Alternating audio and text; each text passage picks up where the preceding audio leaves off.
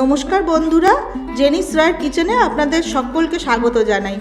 আজ আমি আপনাদের খুব সুস্বাদু হাতে মাখা মাছের দমের রেসিপি রান্না করে দেখাবো। আপনারা ভিডিওটা দেখুন। যদি ভিডিওটা আপনাদের ভালো লেগে থাকে লাইক শেয়ার কমেন্টের অনুরোধ রইল। আর যদি আমার চ্যানেলে আপনারা নতুন বন্ধু হয়ে থাকেন তাহলে চ্যানেলটিকে সাবস্ক্রাইব করে বেল আইকন অবশ্যই প্রেস করে দেবেন, যাতে যখনই আমি কোনো নতুন রেসিপি আপলোড করব তার নোটিফিকেশন সবচেয়ে প্রথমে আপনাদের কাছে চলে যাবে। তাহলে চলুন শুরু করা যাক। হাতে মাখা মাছের দম বানানোর জন্যে আমি নিয়েছি 5 পিস কাতলা মাছ।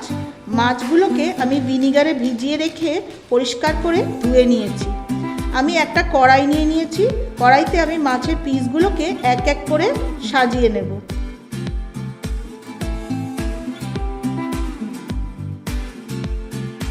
প্রথমেই আমি মাছের মধ্যে দিয়ে দেব 6 টেবিল স্পুন সর্ষের তেল। এই রান্নায় তেলটা একটু বেশি ব্যবহার হয়। আর দেব 2 টেবিল স্পুন পেঁয়াজ বাটা,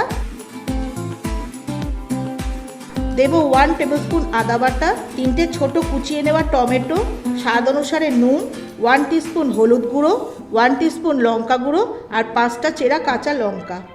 মাছগুলোতে মশলা খুব ভালো করে মাখিয়ে নেব।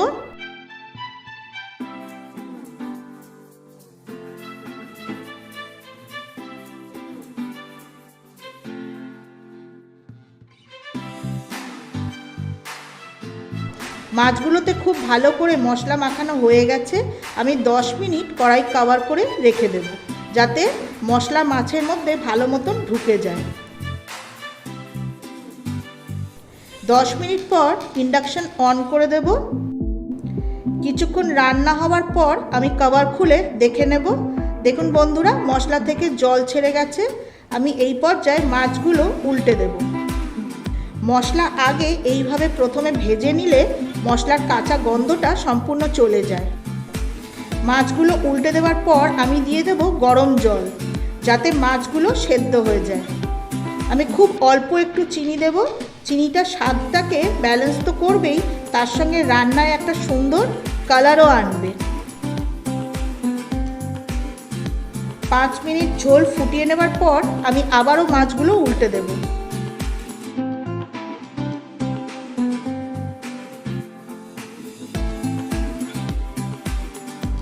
কড়াই কভার করে রান্নাটা হতে দেব। এই সময় আমি ইন্ডাকশনের টেম্পারেচারটা মিডিয়ামে রাখব। কভার খুলে দেখে নেব। ঝোল অনেকটাই মাখো মাখো হয়ে গেছে আর মাছও সুসেদ্ধ হয়ে গেছে। সবশেষে দিয়ে দেব বেশ কিছুটা ধনেপাতা কুচি।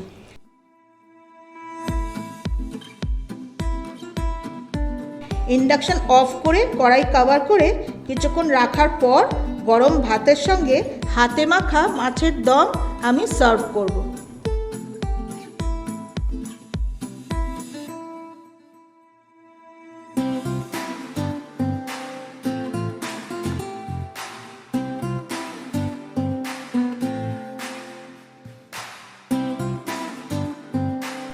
বন্ধুরা, আপনারা তো মাছের ঝোল ঝাল সবসময় খেয়ে থাকেন। একবার এইভাবে হাতে মেখে মাছের দম রান্না করে খেয়ে দেখুন। সত্যি এর অসাধারণ স্বাদ আপনাদের মুখে লেগে থাকবে।